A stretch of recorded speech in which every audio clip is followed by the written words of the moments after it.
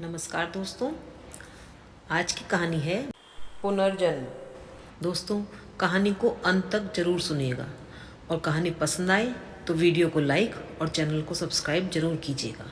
तो शुरू करते हैं आज की कहानी। आपको मालूम है माँ, दीदी का प्रमोशन के बाद भी जन कल्याण मंत्रालय से स्थानांतरण क्यों नहीं किया जा रहा? क्योंकि दीदी को व्यक्ति की पहचान है। वे बड़ी आसानी से पहचान लेती हैं कि किस समाज सेवी संस्था के लोग समाज का भला करने वाले हैं और कौन अपना। फिर आप लोग इतनी पारखी नज़र वाली दीदी की जिंदगी का फैसला बगैर उन्हें भाभी वर से मिलवाए खुद कैसे कर सकती हैं? श्रुति ने तल्ख स्वर में पूछा। पहले दीदी के अनुरूप सुव्यवस्थित दो लोगों को आपने इसलिए नकार दिया कि वे दुहाई हैं, और अब जब एक कुंवारा मिल रहा है तो आप इसलिए मना कर रही हैं। उसमें जरूर कोई कमी होगी जो अब तक कुंवारा है। आखिर आप चाहती क्या हैं? नैना की भलाई और क्या? माँ भी चिड़े स्वर में बोली। मगर यह कैसी भलाई है माँ कि बस वर का विवरण देखते ही आप और अजय भैया ऐलान कर दें कि यह नैना के उपयुक्त नहीं है।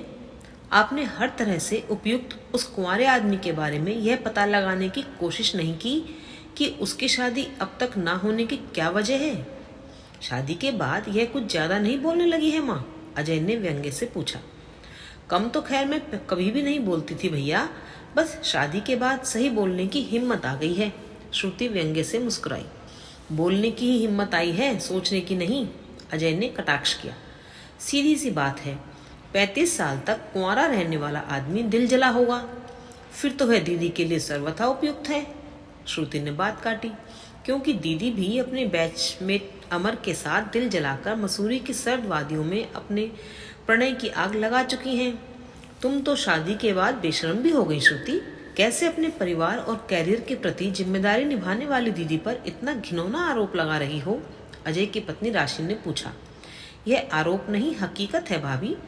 दीदी की सगाई उनके बैचमेट अमर से होने वाली थी, लेकिन उससे एक सप्ताह पहले ही पापा को हार्ट अटैक पड़ गया। पापा जब आईसीयू में थे तो मैंने दीदी को फोन पर कहते सुना था, पापा अगर बच भी गए तो सामान्य जीवन नहीं जी पाएंगे, इसलिए बड़ी और कमाऊ होने के नाते परिवार के भरण पोषण की जिम्मेदारी मेरी है। सो जब तक अजय आईएएस प्रतियोगिता में उत्तीर्ण ना हो जाए और श्रुति डॉक्टर ना बन जाए, मैं शादी नहीं कर सकती अमर। इस सब में कई साल लग जाएंगे। सो बेहतर होगा कि तुम मुझे भूल जाओ। उसके बाद दीदी ने दृढ़ता से शादी करने से मना कर दिया था। रिश्तेदारों ने भी उनका साथ दिया, क्योंकि अपाहिज पापा की तीमारदारी का खर्च तो उनके परिवार का कमाऊ सदस्य ही उठा सकता था, और वह सिर्फ दीदी थी। पापा ने अंतिम सांस लेने से पहले दीदी से वचन लिया था कि अजय भैया और मेरे व्यवस्थित होने के बाद वे अपनी शादी के लिए मना नहीं करेंगी। आपको पता ही है कि मैंने WHO की स्कॉलरशिप छोड़कर अरुण से शादी क्यों की, ताकि दीदी पापा की अंतिम इच्छा पूरी कर सके। हमारे लिए उसके पापा की अंतिम इच्छा से बढ़कर नैना की अपनी इच्छा और भलाई जरूरी है, माँ ने तटस्थता से कहा। पापा की अंतिम इच्छा पूरी करना दीदी की इच्छाओं में से एक है, श्रुति बोली। रहा भलाई का सवाल, तो आप लोग केवल उपयुक्त घर वर सुझाइए।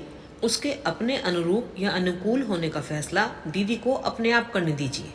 और अगर हमने ऐसा नहीं किया ना माँ, तो यह दीदी की परम हितैषिनी स्वयं दीदी के लिए वर और घर ढूंढने निकल पड़ेगी, अजय ने व्यंग्य से कहा। बिल्कुल सही समझा आपने भैया। इससे पहले कि मैं और अरुण अमेरिका जाएं, मैं चाहूंगी कि दीदी का भी घर संसार बस जाए और वह भी सुख से अपना आगे का जीवन बिता सकें। आज मैं जो भी हूँ दीदी की मेहनत और त्याग के कारण ही हूँ। सच कहिए, अगर दीदी ना होती तो आप लोग मेरी डॉक्टरी की पढ़ाई का खर्च उठा पाते? श्रुति ने तल्ख स्वर में पूछा। आपके लिए तो पापा की मृत्यु मेहनत से बचने का बहाना बन गई भैया। बगैर यह परवाह किए कि पापा का सपना आपको आईएएस अधिकारी बनाना था, आपने उनकी जगह अनुकंपा में मिल रही बैंक की नौकरी ले ली, क्योंकि आप पढ़ना नहीं चाहते थे। माँ भी आपसे मेहनत करवाना नहीं चाहती थी, क्योंकि आप उनके लाडले बेटे थे। फिर पापा के समय की आन बान बनाए रखने को आईएएस अफसर दीदी तो थी ही, नहीं तो आपके बजाय यह नौकरी माँ भी कर सकती थी। आप पढ़ाई करते और दीदी शादी।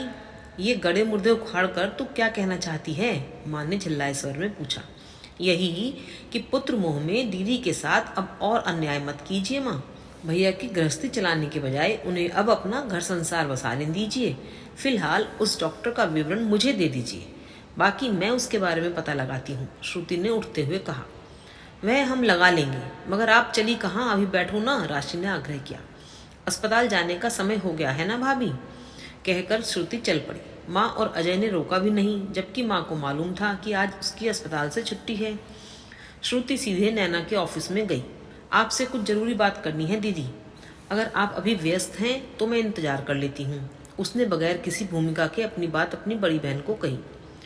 अभी मैं एक मीटिंग में जा रही हूँ, घंटे भर तक तो वह चलेगी ही। तू ऐसा कर, घर चली जा, मैं मीटिंग खत्म होते ही आ जाऊंगी। घर से तो आ ही रही हूँ, आप ऐसा करिए मेरे घर आ जाइए।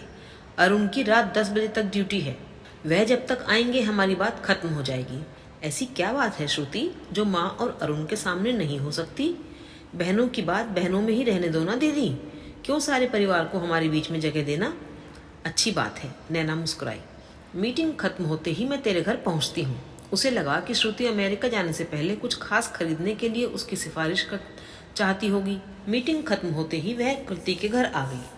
अब बता क्या बात है, नैना ने चाय पीने के बाद पूछा।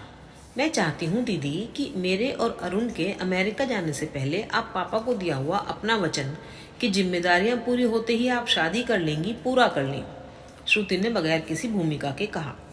वैसे आपकी जिम्मेदारी तो मेरे डॉक्टर बनते ही पूरी हो गई थी, फिर भी आप मेरी शादी करवाना चाहती थी, सो मैंने वह भी कर ली।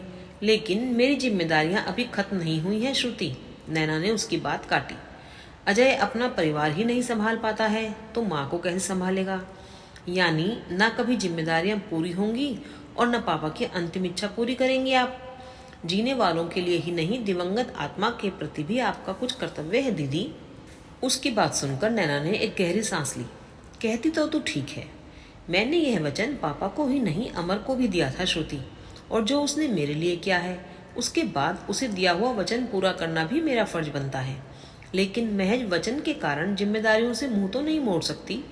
माँ के लिए पापा की पेंशन काफ़ी है दीदी, और ज़रूरत पड़ने पर पैसे से मैं और आप दोनों ही उनकी मदद कर सकते हैं, उन्हें अपने पास रख सकते हैं। अजय का परिवार उसकी निजी समस्या है, मेहनत करें तो दोनों मियाँ बीवी अच्छा कमा सकते हैं, उनके लिए आपको परेशान होने की ज़रूरत नहीं है, श्रुति ने आवेश से कहा। और फिर हिचकते हुए पूछा, दीदी माफ़ करना, मगर मुझे याद नहीं आ रहा कि अमर ने आपके लिए क्या किया। मुझे रुसवाई से बचाने के लिए अमर ने मेहनत से मिली आईएएस की नौकरी छोड़ दी, क्योंकि हमारे सभी साथियों को हमारी प्रेम कहानी और होने वाली सगाई के बारे में मालूम था।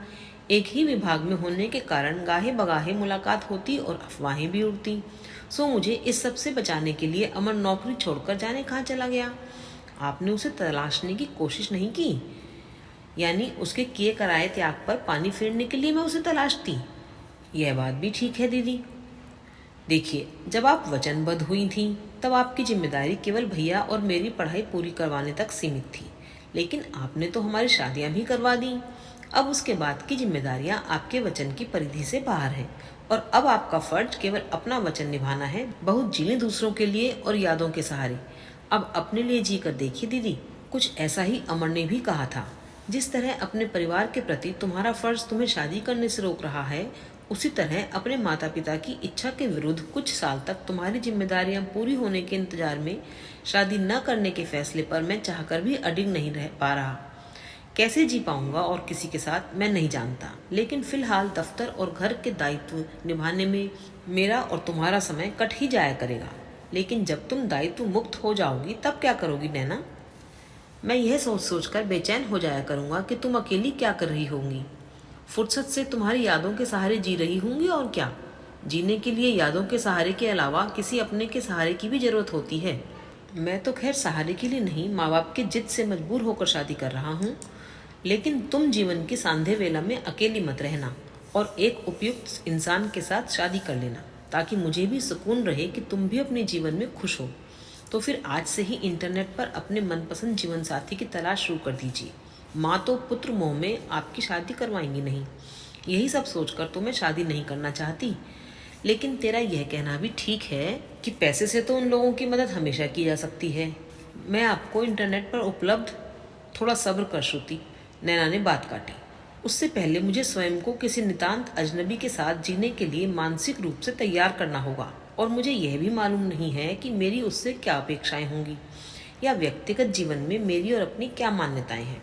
इन सब के लिए चिंतन की आवश्यकता है और उसके लिए एकांत की, जो आपको दफ्तर और घर की जिम्मेदारियों के चलते तो मिलने से रहा। आप लंबी छुट्टी लेकर या तो सुदूर पहाड़ियों में या समुद्र तट पर एकांतवास कीजिए। सुझाव तो अच्छा है, सोचूंगी, मगर आज ही रात को ही, श्रुति ने जिद की। नैना ने सोचा जरूर, लेकिन अपनी पिछली जिंदगी के बारे में। पापा बैंक अधिकारी थे, लेकिन चाहते थे उनके बच्चे उनसे बढ़कर प्रशासनिक सेवा के अधिकारी बने। नैना का तो प्रथम प्रयास में ही चयन हो गया था। श्रुति ने हाई स्कूल में ही बता दिया था कि उसकी रुचि जीव विज्ञान में है और वह डॉक्टर बनेगी। पापा ने सहर्ष अनुमति दे दी थी। माँ के लाडले अजय का दिल पढ़ाई में नहीं लगता था, फिर भी पापा के डर से पढ़ रहा था। लेकिन पापा के जाते ही उसने पढ़ाई छोड़कर अनुकंपा में मिली बैंक की नौकरी कर ली। माँ ने भी उसका यह कहकर साथ दिया कि वह तेरा हाथ बटाना चाह रहा है नैना, बैंक की प्रतियोगी परीक्षाएं देकर तरक्की भी करता रहेगा। लेकिन हाथ बटाने के बजाय अजय ने अपना भार भी उस पर डाल दिया था। जहाँ उसकी नियुक्ति होती थी वहीं अजय भी अपना तबादला करवा लेता था। आईएएस अफसर बहन का रौब डालकर। तरक्की पाने की न तो लालसा थी और न ही जरूरत, क्योंकि नैना को मिलने वाली सब सुविधाओं का उपभोग तो वही करता था। अजय और उसके परिवार की जरूरतों के लिए माँ नैना को उसी स्वर में याद दिलाया करती थी जिसमें वह कभी पापा से घर के बच्चों की जरूरतें पूरी करने को कहती थी। यानी माँ के ख्याल में अजय का परिवार भी नैना का उत्तरदायित्व था। नैना को इससे कुछ ऐतराज भी नहीं था। उसकी अपनी इच्छाएं तो अमर के बिछुड़ने के साथ ही खत्म हो गई थीं। उसे अजय या उसके परिवार से कोई शिकायत भी नहीं थी। बस बीच बीच में पापा के अंतिम शब्द, जब ये दोनों अपने घर परिवार में व्यवस्थित हो जाएंगे तो तू अकेली क्या करेगी बेटी। जिन सपनों की तूने आज आहुति दी है उन्हें पुनर्जीवित करके फिर जिएगी तो मेरी भटकती आत्मा को शांति मिल जाएगी। जिस तरह तू मेरी जिम्मेदारियां निभाने को कटिबद्ध है, उसी तरह मेरी अंतिम इच्छा पूरी करने को भी रहना। याद आकर कचोट जाते थे। अजय के परिवार और माँ के होते हुए अकेलेपन का तो सवाल ही नहीं था, लेकिन घर में अपनेपन की ऊष्मा श्रुति के जाते ही खत्म हो गई थी और रह गया था फरमाइशों और शिकायतों का अंतहीन सिलसिला। शिकायत करते हुए अजय और माँ को अपनी फरमाइश की तारीख तो याद रहती थी, लेकिन यह पूछना नहीं कि नैना किस वजह से वह काम नहीं कर सकी। वैसे भी लगातार काम करते करते वह काफी थक चुकी थी और छुट्टियां भी जमा थीं, तो उसने सोचा कि कुछ दिन को कहीं घूम ही आए। उसकी सचिव रोमिला मेनन जब तक केरल की तारीफ करती रहती थी। तन मन को शांति और स्फूर्ति से भरना हो तो कभी भी केरल जाने पर ऐसा लगेगा कि आपका पुनर्जन्म हो गया है। अगले रोज उसने रोमिला से पूछा कि वह काम की थकान उतारने के लिए कुछ दिन शोर शराबे से दूर प्रकृति के किसी सुरम्य स्थान पर रहना चाहती है, सो वह कहाँ जाए। वैसे तो केरल में ऐसी जगहों की भरमार है, रोमिला ने उत्साह से बताया, लेकिन आपको त्रिचूर का अथरियापल्ली वाटरफॉल बहुत पसंद आएगा। वहाँ वन विभाग की ओर से सभी सुख सुविधाओं से युक्त गेस्ट हाउस भी है। लंच ब्रेक में श्रुति का फोन आया। हाँ भाई, छुट्टी के लिए आवेदन कर दिया है केरल जाने को। नैना ने उसे सब बताया। लेकिन घर वालों के लिए आप छुट्टी पर नहीं, टूर पर जा रही हैं दीदी, वरना सभी आपके साथ केरल घूमने चल पड़ेंगे, श्रुति ने आगाह किया। श्रुति का कहना भी ठीक था। सब तैयारी हो जाने से एक रोज पहले उसने सबको बताया कि वह केरल जा रही है। केरला घूमने तो हम भी चलेंगे दीदी, राशि ने एकदम से चहकते हुए कहा। प्लेन से जा रही हूँ, सरकारी गाड़ी से नहीं जिसमें बैठकर तुम सब मेरे साथ टूर पर चल पड़ते हो। हम क्या प्लेन में नहीं बैठ सकते, अजय ने पूछा। जरूर बैठ सकते हो, मगर टिकट लेकर, और फिलहाल मेरा तो कल का सुबह 9 बजे का टिकट कट चुका है, कहकर नैना अपने कमरे में चली गई। अगली सुबह सबके सामने ड्राइवर को कुछ फाइलें पकड़ाते हुए उसने कहा, मुझे एयरपोर्ट छोड़कर शर्मा जी के घर चले जाना। ये 2 फाइल उन्हें दे देना और 2 ऑफिस में रोमिला मेनन को।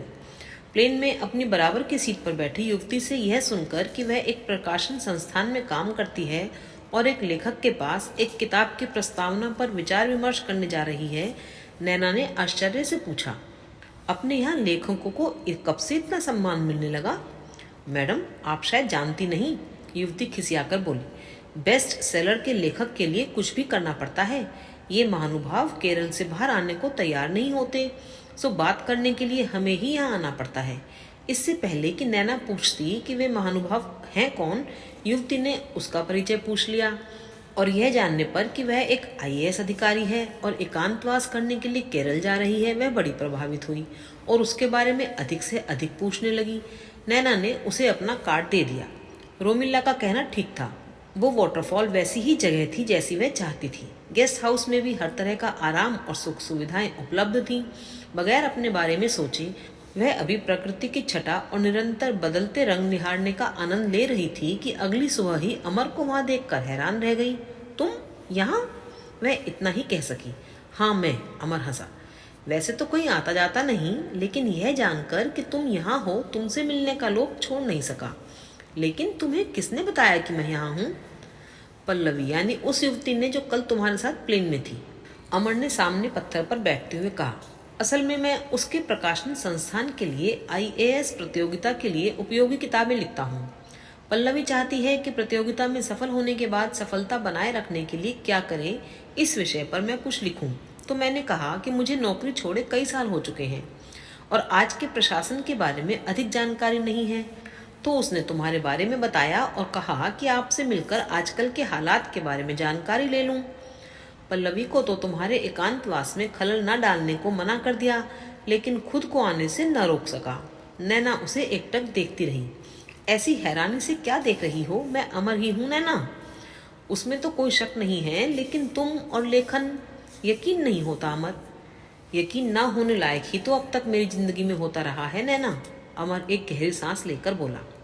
तुम्हारे परिवेश से कटने के लिए मैंने तिरुवनंतपुरम यूनिवर्सिटी में प्रवक्ता की नौकरी कर ली थी और वक्त काटने के लिए आईएएस प्रतियोगी परीक्षा देने वाले विद्यार्थियों को पढ़ाया करता था। उन सबके सफल होने पर इतने विद्यार्थी आने लगे कि मुझे नौकरी छोड़कर कोचिंग क्लास खोलनी पड़ी। मेरे एक शिष्य ने मेरे दिए क्लास नोट्स का संकलन कर प्रकाशन करवा दिया। वह बहुत ही लोकप्रिय हुआ और प्रकाशक इस विषय की और किताबों के लिए मेरे पीछे पड़ गए और इस तरह मैं सफल लेखक बन गया। अब तो पढ़ाना भी छोड़ दिया है, बस लिखता हूँ।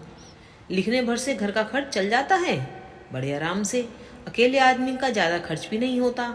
यानी तुमने माता पिता की खुशी की खातिर शादी नहीं की? शादी करने से मना भी नहीं किया। अमर हंसा। जो लोग मुझे अपना दामाद बनाने के लिए हाथ बांधे पापा के आगे पीछे घूमते थे, वे तो मेरी नौकरी छोड़ते ही बरसात की धूप की तरह गायब हो गए। जो लोग प्रवक्ता को लड़की देने के लिए तैयार थे, वे माँ बाप की कसौटी पर खरे नहीं उतर रहे थे। उनकी तलाश अभी भी जारी है, लेकिन सुदूर केरल में बसे लेखक को कौन दिल्ली वाला लड़की देगा? और तुम बताओ, यह एकांतवास किस लिए? संन्यास वन्यास लेने का इरादा है? नैना हंस पड़ी। असलियत तो इसके विपरीत है अमर। उसने श्रुति के सुझाव के बारे में विस्तार से बताया। दूसरे शब्दों में कहें तो माँ पापा की तलाश खत्म हो गई। अमर हंसा। वैसे तो मैं यहाँ से वापस जाने वाला नहीं था, लेकिन तुम्हारे साथ तो मैं कहीं भी चल सकता हूँ। मैं भी यहाँ आ सकती हूँ अमर, लेकिन क्या गुजरे कल को आज बनाना संभव होगा? अगर तुम मुझे जिलाना और खुद जिंदा होना चाहो तो। तभी नैना के मोबाइल की घंटी बजी। अजय का फोन था।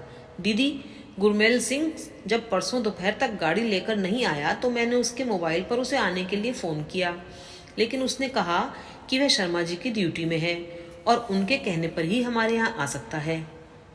सो मैंने उनसे बात करनी चाहिए। परसों तो शर्मा जी से बात नहीं हो सकी, वे मीटिंग में थे। कल बड़ी मुश्किल से शाम को मिले तो बोले कि वे इस विषय में कुछ नहीं कह सकते। बेहतर है कि मैं रोमिला से बात करूं। रोमिला कहती है कि छुट्टी पर गए किसी भी अधिकारी की गाड़ी उसके कार्यभार संभालने वाले अधिकारी को दी जाती है और परिवार के लिए गाड़ी भेजने का कोई नियम नहीं है। लेकिन फिर भी यदि नैना मैडम कहेंगी तो हम गाड़ी भिजवा देंगे। आप तुरंत रोमिला को फ़ोन कीजिए गाड़ी भिजवाने को। जब परिवार के लिए गाड़ी भेजने का नियम नहीं है तो मैं उसका उल्लंघन करने को कैसे कह सकती हूँ? नैना ने रुखाई से कहा। चाहे गाड़ी के बगैर परिवार को कितनी भी परेशानी हो रही हो, इतनी ही परेशानी है तो खुद ही गाड़ी का इंतजाम कर लेना मेरे भाई। यह आपको क्या हो गया है दीदी? आप माँ से बात कीजिए। माँ एकदम बरस पड़ी। यह क्या लापरवाही है नैना? हमारे लिए बगैर गाड़ी ड्राइवर का इंतजाम किए टूर का बहाना बनाकर तुम छुट्टी मनाने निकल गई हो। शर्म नहीं आती? नैना ये सुनकर तड़प उठी। मैंने कब कहा था माँ कि मैं टूर पर जा रही हूँ और काम की थकान उतारने को छुट्टी मनाने में शर्म कैसी? अगर गाड़ी के बगैर आपको दिक्कत हो रही है तो अजय से कहिए इंतजाम करे। परिवार के प्रति उसका भी तो कुछ दायित्व है। यह तुझे क्या हो गया है नैना? अजय कह रहा है तू तो एकदम बदल गई है। अजय ठीक कह रहा है माँ, नैना ने बात काटी। मेरा पुनर्जन्म हो रहा है, उसमें आपको कुछ तकलीफ तो झेलनी ही पड़ेगी। और वह अमर की फैली बाहों में सिमट गई, नए यादगार क्षण संजोने की कोशिश करने के लिए। कुछ दिनों के बाद ही माँ और अजय की इच्छा ना होने के कारण नैना और अमर ने कोर्ट में जाकर शादी करने का फैसला किया। आज उन दोनों की शादी थी। जिसमें नैना की ओर से गवाह के रूप में अरुण और श्रुति थे, वहीं अमर की ओर से उसके माता पिता। शादी के बाद अमर और उसके माता पिता नैना को लेकर अपने घर के लिए निकल गए। ससुराल में पहुंचकर नैना का स्वागत बड़े ही धूमधाम से हुआ। नैना अपने कमरे में बैठी अमर का इंतजार कर रही थी। कुछ देर बाद अमर ने जैसे ही कमरे में कदम रखे तो नैना खुद में ही सिमट कर रह गई। अमर भी उसकी बेचैनी समझ रहा था, क्योंकि थोड़ी घबराहट तो उसे भी हो रही थी। वह कुछ देर तक तो शांत बैठा रहा, फिर नैना की ओर देखते हुए बोला, क्या मैं तुम्हारी गोद में सिर रख सकता हूँ? नैना ने भी उसकी बात सुनकर हाँ में अपना सिर हिला दिया। अमर उसकी गोद में सिर रखकर लेट गया। अब तक नैना भी सहज हो चुकी थी। वह धीरे धीरे उसके सुर को सहलाने लगी। अमर ने उसका हाथ पकड़कर चूम लिया और बोला, तो कैसा लग रहा है शादी के बाद? नैना मुस्कुराते हुए बोली, यह भी कोई बताने की बात है? इस खुशी को तो सिर्फ महसूस किया जा सकता है। आज फिर से तुम्हारे जीवन में आने से मुझ में जो खालीपन था वो भर चुका है। यदि श्रुति मेरे लिए यह कदम नहीं उठाती तो मेरा पुनर्जन्म ही नहीं होता। ना मैं खुद के बारे में सोचती और ना तुम फिर से मेरे जीवन में आती। आज से और अभी से मेरे पुनर्जन्म पर केवल तुम्हारा अधिकार है। और उसने खुद को अमर की बाहों में छुपा लिया। तो अभी आप सुन रहे थे कहानी पुनर्जन्म।